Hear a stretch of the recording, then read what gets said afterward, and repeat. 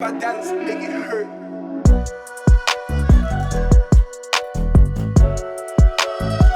Hello everyone, welcome back to the channel. मेरा नाम है पलक राजपूत। आप सभी की कॉमर्स वाली दीदी स्वागत करती हूँ एक बार फिर से आप सभी का पढ़ ले 11th कॉमर्स में। आज का जो टॉपिक है वो टॉपिक होने वाला है चैप्टर सेकंड।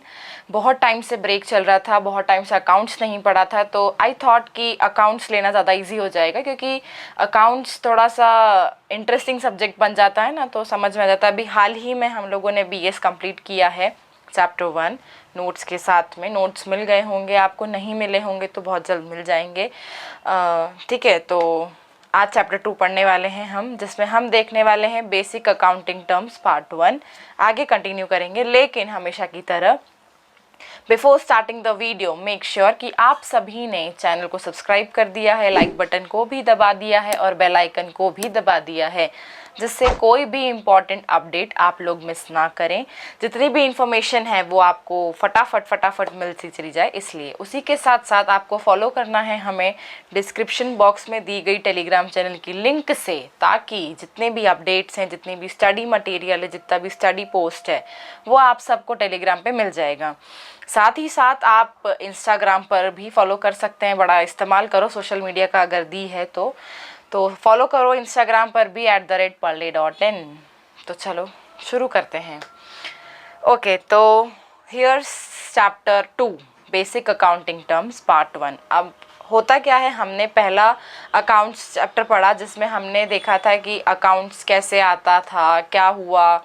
हमने उसका बेसिक इंट्रोडक्शन पढ़ा था कि अकाउंटिंग क्या है, अकाउंट्स क्या है, अकाउंटेंसी क्या है, ये सब देखा था। लेकिन आज देखने वाले हैं अकाउंटिंग की टर्म्स, कि अकाउंट्स में कुछ टर्म्स यूज़ होते हैं, कुछ कैरेक्टर्स, कुछ शब्द यूज़ होते हैं, कुछ वर्ड्स यूज़ होते हैं, जिनका मीनिंग क्या होता है।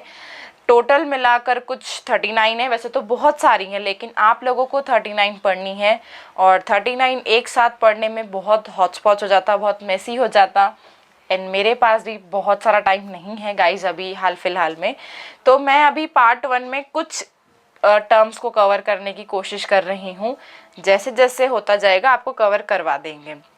बेसिक से मैंने सोचा है कि पार्ट 3 करेंगे, लेकिन होपफुली हम पार्ट 2 में भी कर सकते हैं। पार्ट 2 में जितनी भी टर्म्स बचेगी उनको कंक्लूड करने की कोशिश करेंगे। तो बिना टाइम वेस्ट करे अब चैप्टर शुरू कर देते हैं।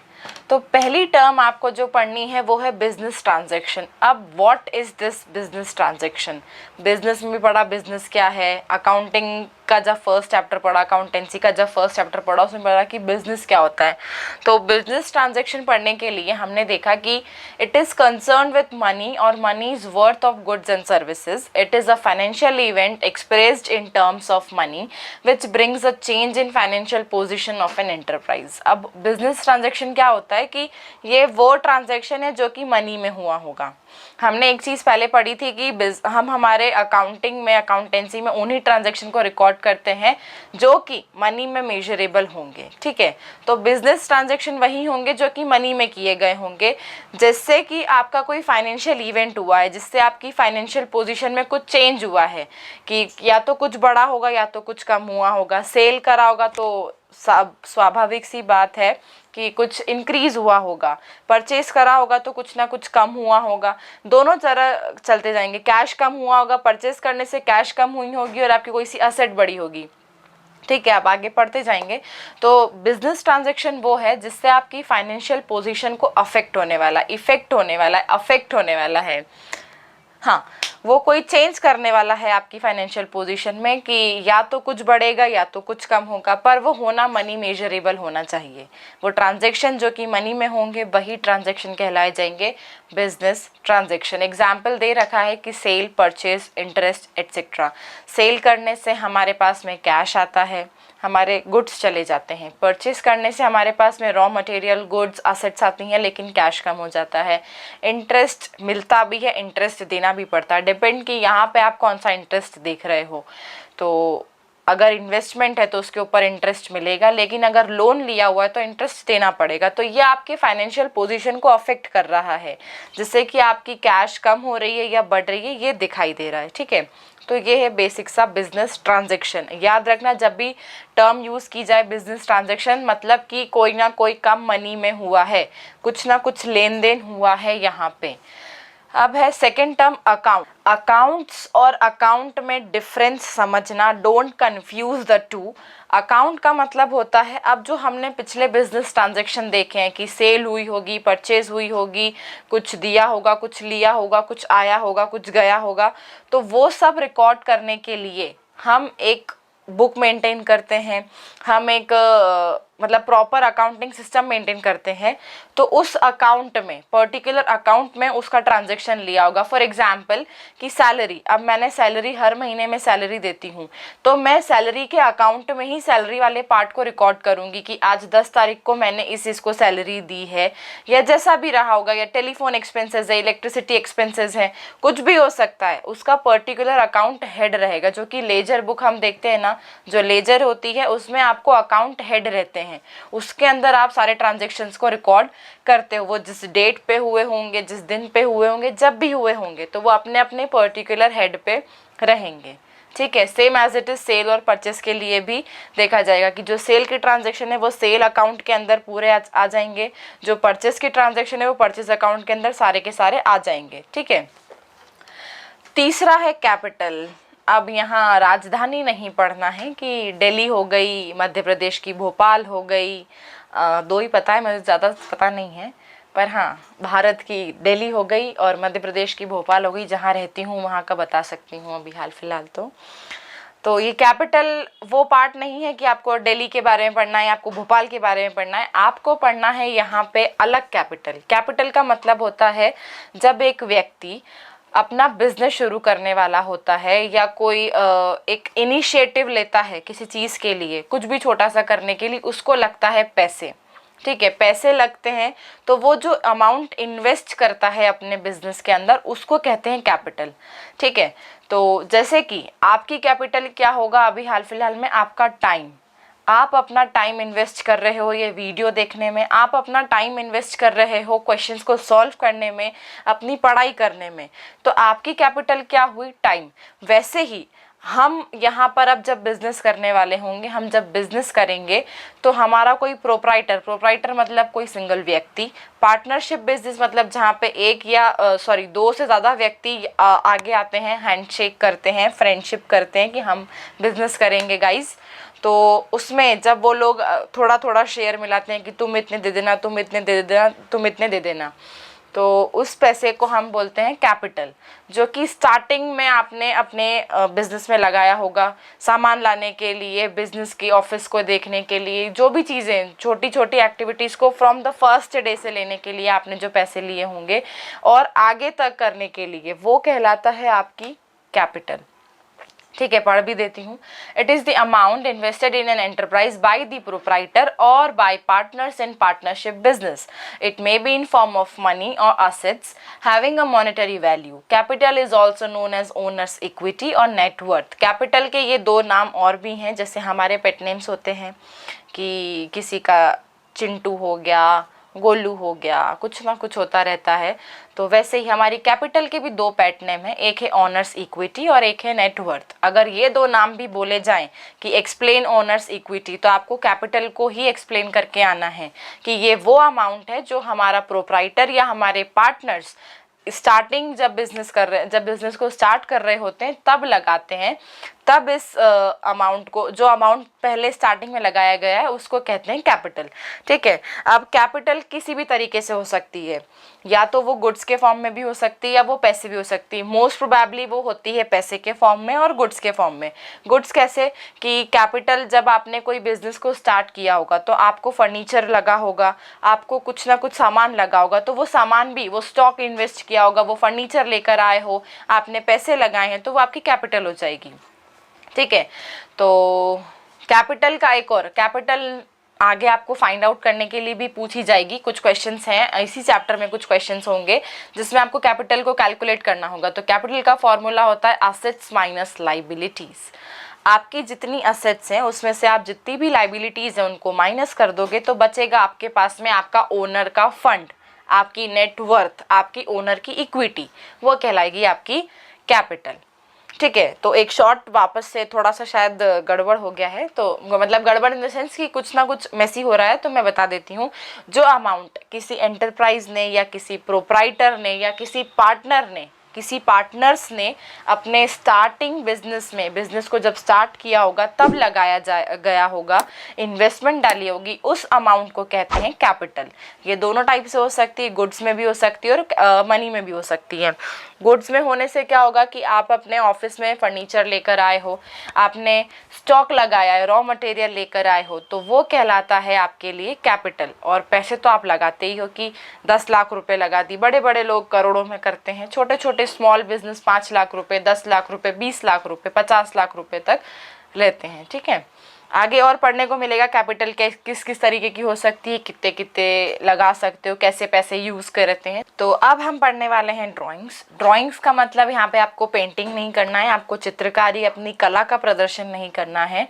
ड्राइंग्स का मतलब होता है अमाउंट या कोई गुड्स किसी प्रोप्राइटर या पार्टनर ने अपने पर्सनल यूज़ के लिए निकाले हैं। याद रखना, पर्सनल यूज़, ऑफिस यूज़ नहीं। ऑफिस यूज़ के लिए होगा तो वो ड्राइंग नहीं कहलाई जाएगी, वो एक्सपेंस कहलाया जाएगा। या जो भी खर्चा किया होगा उसने अपने ऑफिस इक्विपमेंट को लाने के लिए या सैलरी देने के लिए या कुछ ना कुछ भी करने के लिए, वो ड्राइंग्स नहीं कहलाई जाएगी। लेकिन अगर उसने अपने पर्सनल खर्चे के लिए, अपने व्यक्तिगत पर्सनल खर्चे के लिए उसने कुछ सामान निकाला है, सपोज मान लो कि वो थोड़ा सा, आप लोग मिठाई बनाते हो, ठीक है, आप मिठाई का बिजनेस करते हो, तो वो उस मिठाई में से अपने घर के लिए 1 किलो का पैकेट ले गया, तो वो उसकी ड्राइंग हो जाएगी। ठीक है, अब अगर दिन भर में उसने 10,000 रुपीज़ कमाए हैं और 5,000 रुपीज़ उसने अपने गले में से, उसने अपनी तिजोरी में से निकाल ली हैं अपने पर्सनल यूज़ के लिए, तो वो उसकी ड्राइंग कहलाएगी। वो अपनी शॉप के लिए, वो अपनी बिजनेस के लिए उन पैसों से, उन मिठाई से कोई भी काम नहीं करने वाला है। ठीक है, वो अपने घर के लिए मिठाई लेके गया तो वो अपने उससे पैसे तो देगा नहीं, अपने आप को खिलाने के, अपने घर वालों को देने के तो पैसे देगा नहीं, तो वो मिठाई हो जाएगी उसके लिए ड्राइंग। और जो पैसे वो अपने खुद के यूज़ के लिए निकालेगा वो हो जाएगा उसके लिए ड्राइंग्स। ठीक है, खुद की यूज़ के लिए। याद रखना, लाइंस को पूरा पढ़ना, जब भी ट्रांजैक्शन देखा जाएगा, लिखा जाएगा, तो ट्रांजैक्शंस को ध्यान से पढ़ना, क्या लिखा है, फॉर देयर पर्सनल यूज़ है, ऑफिस यूज़ है। अगर ऑफिस यूज़ हुआ तो ड्राइंग नहीं होगी, पर्सनल यूज़ हुआ तभी ड्राइंग हो सकती है। ठीक है, अब है लाइबिलिटीज़। बद्रीनाथ की दुल्हनिया तो सबने देखी होगी। वहाँ पर लिखते हैं ना, असेट्स इज इक्वल्स टू लड़का, लाइबिलिटीज इज इक्वल्स टू लड़की, लेकिन यहाँ पर लाइबिलिटीज इज इक्वल्स टू है उधार। उधार मतलब कि ये ऐसा अमाउंट है जो किसी को आपको देना है, आपने किसी से उधार लिया था कुछ टाइम के लिए। फॉर सपोज कि आपने बिजनेस स्टार्ट करा है तो आपको लगे होंगे बहुत सारे पैसे। अब कुछ लोगों के पास पैसे होते, माता लक्ष्मी की स्पेशल कृपा होती, लेकिन कुछ के पास में नहीं होते हैं, तो वो जाते हैं बैंक्स के पास में, किसी उधार जो एजेंट होते हैं उनके पास में कि हमें पैसे चाहिए। जो ब्रोकर होते हैं वो पैसे दिलवा देते हैं कहीं ना कहीं से, लेनदार होते हैं, किसान लोग ज़मींदार के पास जाते हैं। तो लाइबिलिटी का मतलब कि आपको किसी को पैसे देने हैं। ठीक है, आपने उस अमाउंट को ओव किया है। ठीक है, लाइबिलिटी मीन्स अमाउंट ओड, मतलब owed payable by the business. अब ये भी दो तरीके से हो सकती है, या तो इंटरनल या एक्सटर्नल। इंटरनल लाइबिलिटी मतलब किसी पार्टनर ने अपने बिहाफ पे ली है कि मुझे आप मेरे नाम पे दे दीजिए, मेरे लिए दे दीजिए। और एक्सटर्नल लाइबिलिटी मतलब पार्टनर को छोड़ के बाकी सब ने आपको दी है। ठीक है, लाइबिलिटी दो तरीके की होती है, नॉन करंट और करंट। नॉन करंट वो लाइबिलिटी जो कि 1 साल से ज़्यादा चलती है, जिसको 1 साल से ज़्यादा आप रीपे कर सकते हो, जैसे कि लॉन्ग टर्म डिबेंचर्स होते हैं, लॉन्ग टर्म लोन होते हैं। ठीक है, तो उनको आप 1 साल से ज़्यादा तक भी आप उनके EMI इंटरेस्ट जो है वो 1 साल से ज़्यादा बनते जाते हैं। करंट लाइबिलिटी जो कि विदिन 12 मंथ्स के अंदर रीपे हो जाए, जैसे कि शॉर्ट टर्म लोन हो गए, शॉर्ट टर्म डिबेंचर्स हो गए, शॉर्ट टर्म लोन हो गए, बिल्स पेएबल हो गए, ये आपको 12 महीने के अंदर, मतलब 1 साल के अंदर अंदर ही आपको देना पड़ता है। तो लाइबिलिटी समझ में आए, ये है वो उधार जो आपने किसी और व्यक्ति से लिया था। ये लोन हो सकता है, ये डिबेंचर्स हो सकते हैं, आप पब्लिक से डिबेंचर लेते हो, पैसे लेते हो, डिबेंचर का मतलब पब्लिक से पैसे अपनी बिजनेस में इन्वेस्ट करवाना और उनको रीपे करना, तो वो हो जाती है आपके लिए नॉन करंट लाइबिलिटी। लेकिन आप शॉर्ट टर्म लोन लिया हो जो कि 1 साल के अंदर ही आपको रीपे करना है, या आपके बिल्स पेएबल हैं, आपके जो क्रेडिटर्स हैं जिनसे आप सामान थोड़ा सा उधार ले आते हो, हमारे लिए किराने वाले भैया से हम हर महीने कुछ ना कुछ ले आते हैं पूरे महीने और बोल देते हैं हिसाब में लिख लेना, तो वो लाइबिलिटी है हमारे लिए।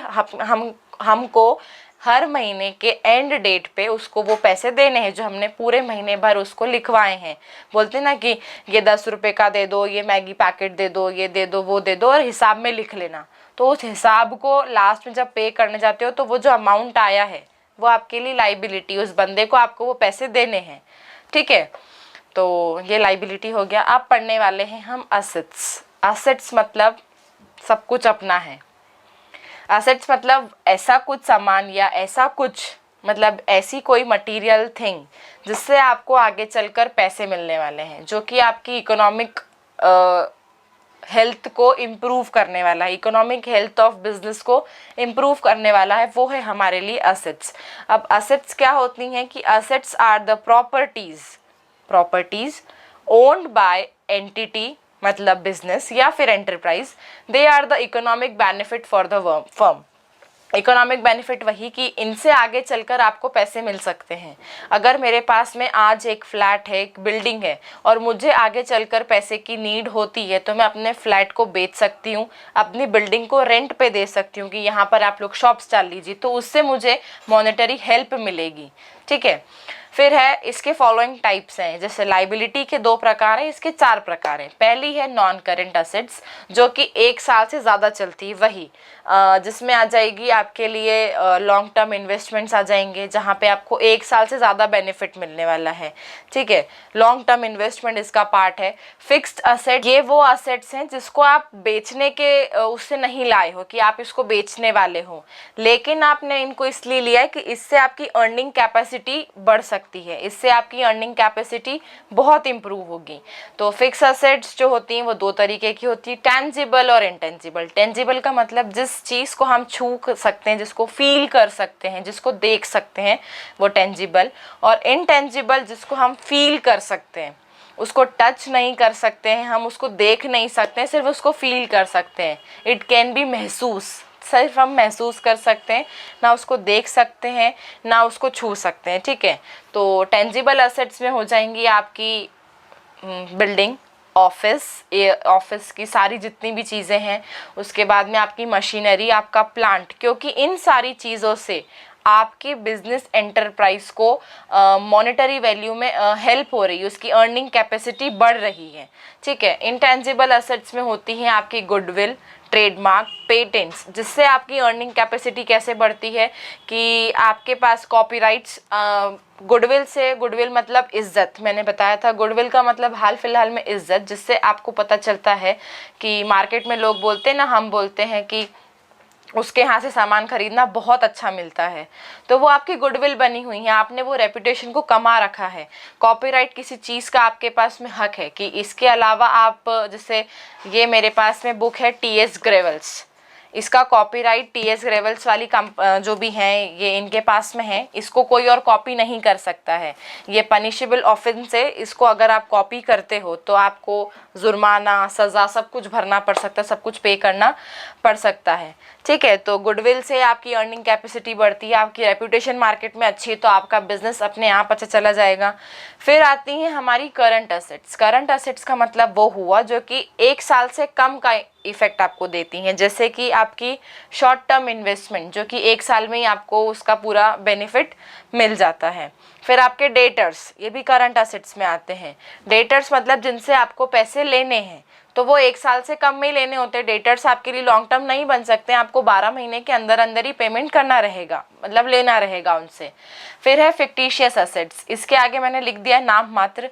ये असेट नहीं होती है, लेकिन ये सिर्फ ऐसा कुछ होता है, सिर्फ ये नाम मात्र है, ये इमेजिनरी है, ठीक है। इसको आप बैलेंस शीट में शो ज़रूर करते हो, लेकिन ये फिक्टिशियस है, ये नाम मात्र है। बस अभी इतना समझा सकती हूँ, बाद में जब इसको पढ़ेंगे, जब इसको सॉल्व करेंगे, तब और आपको समझ में आ जाएगा।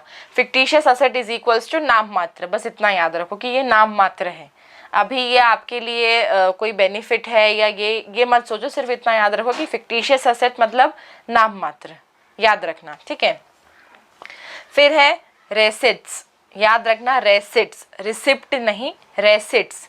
रेसिट्स का मतलब होता है जो कि आपने अपने डेली ऑपरेटिंग एक्टिविटीज़ को करने से जो आपको पैसे मिले होंगे, जैसे कि अमाउंट रिसीव्ड और receivable for selling assets, goods और सर्विसेज, उसको कहते हैं रिसिट्स।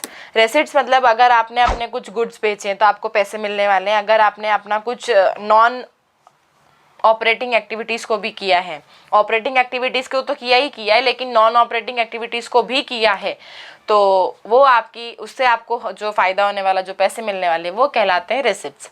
अब ये दो तरीके की होती है, रेवेन्यू और कैपिटल। तो इसके दो टाइप्स हैं और वो हैं रेवेन्यू रिसिट्स और कैपिटल रिसिट्स। अब रेवेन्यू रिसिट्स वो होती हैं जो कि आपकी डे टू डे एक्टिविटीज़ को करने से आपको मिली हैं, सच एज आप गुड्स बेच दिया आपने सेल परचेज जो करा है, उस मतलब सेल करा है, सेल परचेज नहीं, सेल करा है आपने अपने गुड्स को, जो आपका बिजनेस जिस चीज़ के अंदर डील कर रहा है उसको, उस सामान को बेचने से आपको जो फ़ायदा हुआ है या जो पैसे मिले हैं वो कहलाएगी आपकी रेवेन्यू रिसिट्स, ठीक है। जो नॉर्मल कोर्स ऑफ बिजनेस को ऑपरेट करने से आपको मिला गया पैसा है वो कहलाएगा रेवेन्यू रिसिट्स। कैपिटल रिसिट्स वो होती हैं जिसमें आप डे टू डे एक्टिविटीज़ को परफॉर्म नहीं करते हो, मतलब ऐसा कोई काम करने से आपको पैसा मिला है जो आप कभी एक आधी बार करते, जैसे कि sale of machinery, building, plant, car etcetera, ठीक है, जिनको आप रोज़ नहीं करते हो, ये आपका बिजनेस नहीं है। आपने सिर्फ कि कोई मशीनरी ख़राब हो रही है या फिर अब काम की नहीं है, अब हमने नया प्लांट लगा लिया है तो उस मशीन को आपने बेच दिया। कोई बिल्डिंग आपकी ऐसी रखी थी कि आप ठीक है अब पैसा ही आ जाएगा तो बिल्डिंग को आपने बेच दिया। बिल्डिंग बेचना आपका रोज़ का काम नहीं है। याद रखना कैपिटल रिसिट्स वही हैं जो कि आपके डे टू डे एक्टिविटीज़ को मैच नहीं करेंगी। आपका जो बिजनेस है उससे हटकर आप कोई एक्टिविटी करने वाले हो तो वो कहलाएंगे आपके लिए कैपिटल रिसिट्स, ठीक है। फिर है एक्सपेंडिचर। अब ये होने वाला है आपके लिए खर्चा। ये हमको पता है कि एक्सपेंडिचर खर्चा होता है, लेकिन खर्चा भी ऐसा होता है कि ये आपके लिए असेट्स लाने के लिए, गुड्स और सर्विसेज को देने के लिए आपको जो खर्चा लगा है वो होता है आपके लिए एक्सपेंडिचर। कैपिटल एक्सपेंडिचर वो हो जाता है जहाँ पर आप खर्चा करते हो to improve your assets, to improve your earning capacity. For example आपका एक सिनेमा हॉल है और सिनेमा हॉल में आपकी कुछ चेयर्स जो हैं, बैठने वाली जो चेयर्स हैं वो ख़राब हो गई हैं, मतलब टूट गई हैं या हिल रही हैं या आवाज़ कर रही हैं या जो भी है, फोम ख़राब हो गया है। तो आपने क्या करा, आपने सोचा कि हम हमारे सिनेमा हॉल की चेयर्स को रिपेयर करवा देते हैं। अब ये रोज़ तो करते नहीं हो, साल 2 साल में या बहुत टाइम में एक बार ये खर्चा करना पड़ता है, तो उससे क्या होता है कि आपके सिनेमा हॉल की सीट्स अच्छी होंगी तो प्रेफर करेंगे लोग आपके सिनेमा हॉल को कि यहाँ जाकर हम लोग मूवी देखेंगे, इस थिएटर में जाएंगे, ठीक है। तो वो खर्चा जिससे आपकी असेट्स इंप्रूव हो रही हैं या आपकी अर्निंग कैपेसिटी बढ़ रही है वो कहलाता है आपके लिए कैपिटल एक्सपेंडिचर। फिर है रेवेन्यू एक्सपेंडिचर। ये वो एक्सपेंडिचर है जो डे टू डे एक्टिविटीज़ में आप करते हो, जैसे कि अपने एम्प्लॉय को सैलरी दे देना, अगर आपका ऑफिस रेंटेड है तो रेंट पे कर देना, इलेक्ट्रिसिटी बिल भर देना, टेलीफोन एक्सपेंस दे देना, स्टेशनरी और ये डेप्रिसिएशन, ये सारी चीज़ें डेप्रिसिएशन नहीं, स्टेशनरी हो गया, सैलरीज हो गए, रेंट हो गया, इलेक्ट्रिसिटी, टेलीफोन एक्सपेंसेस और रिफ्रेशमेंट्स, जो छोटे मोटे जो डे टू डे एक्टिविटीज़ के खर्चे हैं वो आएंगे आपके लिए रेवेन्यू एक्सपेंडिचर में। फिर है डेफर्ड रेवेन्यू एक्सपेंडिचर। ये वो एक्सपेंडिचर होता है जिसका बेनिफिट आपको 1 साल से ज़्यादा में मिलता है। मतलब एग्जाम्पल के लिए एडवर्टाइजमेंट। अब एडवर्टाइजमेंट करने से क्या होता है कि आपकी कंपनी को गुडविल मिल जाती है, लोग आपको जानने लग जाते हैं। लेकिन उस एडवर्टाइजमेंट को मैंने जब पढ़ाया था बिजनेस में तब मैंने आपको बताया था कि एडवर्टाइजमेंट करने में बहुत खर्चा आता है। फॉर एग्जाम्पल कि सलमान भाई को बुलाया कि आप हमारे यहाँ पे हमारे ब्रांड को आप हमारे ब्रांड को आप बताइए, हमारे ब्रांड एम्बेसडर बन जाइए, ठीक है। तो उसमें क्या होता है, आपको उस व्यक्ति को पैसे देने पड़ते हैं, और वो छोटे मोटे 10-15 हज़ार, या इसमें तो मानेगा नहीं ना, वो अनशन पैसे लेते हैं वो लोग।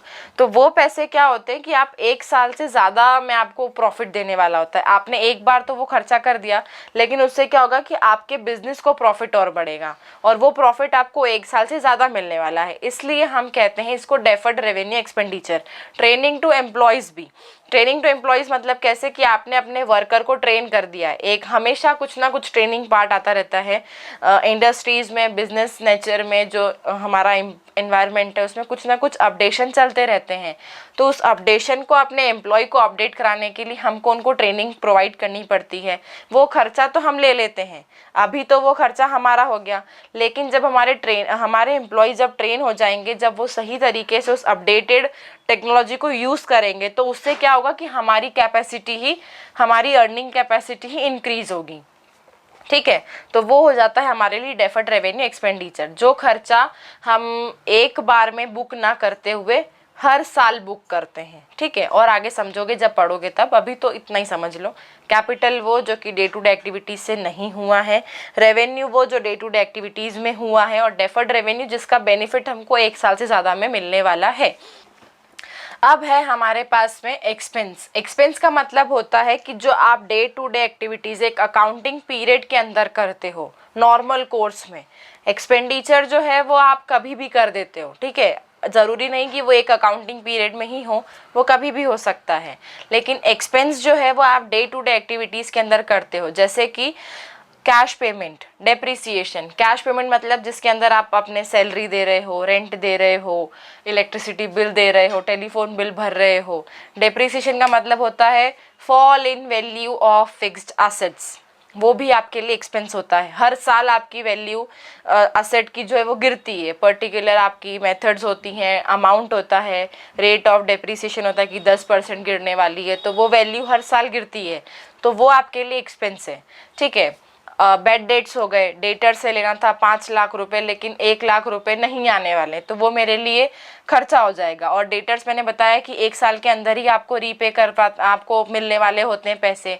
तो अब मुझे 4 लाख रुपए मिलने वाले, लेकिन 1 लाख रुपए का खर्चा मुझे उठाना पड़ेगा ना, कि मेरे पैसे नुकसान हो गए, अब वो मुझे मिलेंगे नहीं, तो वो हो जाते हैं बैड डेट्स। फिर आते हैं इसके टाइप्स के ऊपर, तो ये हैं 2 टाइप के, एक है प्रीपेड और दूसरा है आउटस्टैंडिंग। प्रीपेड एक्सपेंस जो कि आपने पहले ही दे दिया हो, जो मतलब हर महीने आप एडवांस में कुछ चीज़ कर रहे हो, वो होता है प्रीपेड। आउटस्टैंडिंग जो कि हो चुका है लेकिन अभी तक आपने पे नहीं किया, मतलब महीने की सैलरी आ गई है लेकिन आपने उसको पे नहीं करी है, मंथ एंड आ गया है लेकिन आपने सैलरी को एम्प्लॉयज़ को दिया नहीं है, आपने उस खर्चे को बोला है कि हम अभी थोड़ा रुक जाओ बाद में देंगे, तो वो हो जाता है आउटस्टैंडिंग।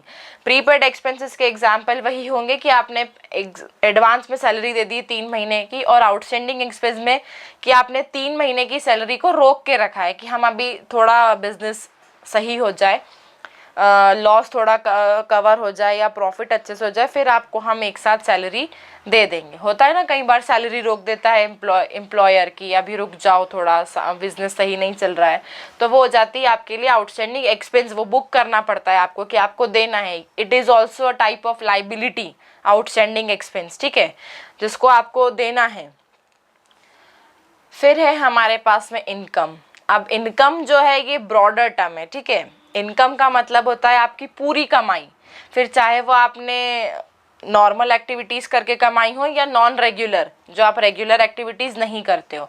ठीक है, तो ये है profit earn during an accounting period. लेकिन हाँ, एक अकाउंटिंग पीरियड मतलब 12 महीने के अंदर ही ये वाला काम होना चाहिए, तो वो कहलाती है आपकी इनकम। ये कैसे पता करते हो, तो ये आपके रेवेन्यू और एक्सपेंसेस के डिफरेंस को, आपके जो रेवेन्यू है, रेवेन्यू माइनस एक्सपेंस कर दोगे तो आपकी आ जाएगी इनकम। ये ऐसे ही मस्त रंगोली बनेगी अपने भी आगे आंगन में घर के पैसों की। ठीक है, तो ये होती है इनकम। इनकम में सारी चीज़ें आ जाती हैं, आपने सेल किया होगा गुड्स को, आपने बिल्डिंग बेची होगी, आपने कार बेची होगी, आपने मशीन बेची होगी, तो उससे जो पैसा आया है वो आपकी हो जाएगी इनकम। अब है प्रॉफिट। प्रॉफिट जो होता है वो छोटा सा नैरो टर्म है। नैरो टर्म मतलब कैसे कि प्रॉफिट वो हो गया कि means income earn by the business from its operating activities. अब मतलब कि जो आपने डे टू डे एक्टिविटीज़ को किया है उससे जो आपको इनकम अर्न हुई है और उसके ऊपर जो प्रॉफिट मिला है वो आपके लिए कहलाएगा प्रॉफिट। जैसे कि आपने सेल करा आपके गुड्स को, जिसमें आप बिजनेस डील कर रहे हो, उसी सामान को बेचने से, फॉर सपोज कि उसको पूरा बनाने में आपको खर्चा आया 5000, लेकिन वो मार्केट में बिक गया है 6000 में, तो 6000 माइनस 5000 करोगे तो बचेगा 1000। वो 1000 का प्रॉफिट किस एक्टिविटी से हुआ है? आपकी डे टू डे एक्टिविटीज को करने से, तो वो कहलाता है हमारे लिए प्रॉफिट। ये दो तरीके का होता है, ग्रॉस प्रॉफिट और नेट प्रॉफिट। ग्रॉस प्रॉफिट जो होता है, मैंने बताया था ना, एक एस्टिमेट कि मैंने इतनी सेल्स करी है, इतना परचेस करा है, इतना डायरेक्ट एक्सपेंस दिया है, तो हाल ही हाल मेरे एस्टिमेट के हिसाब से मुझे इतना इतना प्रॉफिट आना चाहिए। लेकिन नेट प्रॉफिट क्या होता है? Total revenue minus total expense, फिर उसमें सब लोग आ जाएंगे। टोटल रेवेन्यू में जितने भी नॉन रेगुलर एक्टिविटीज़ भी आ जाएंगी, नॉन ऑपरेटिंग एक्टिविटीज़ भी आ जाएंगी, ऑपरेटिंग एक्टिविटीज़ भी आ जाएंगी, और टोटल एक्सपेंस में ऑपरेटिंग एक्सपेंस भी आ जाएंगे, नॉन ऑपरेटिंग एक्सपेंसेस भी आ जाएंगे, तो उनके डिफरेंस को आप कहोगे नेट प्रॉफिट। ठीक है। अब है गेन। अब गेन जो होता है वो होता है आपके लिए कुछ समथिंग जो कि आप रोज नहीं करने वाले हो। ये हो जाएगा वैसे ही वो कैपिटल एक्सपेंडिचर और कैपिटल रेवेन्यू जैसा, हाँ, कैपिटल एक्सपेंडिचर और कैपिटल रेवेन्यू जैसा, कि जो आप रोज नहीं करने वाले हो। Is increase in owner's equity resulting from something other than day-to-day earning from irregular or non-recurring nature, example gain on sale of land, machinery etc।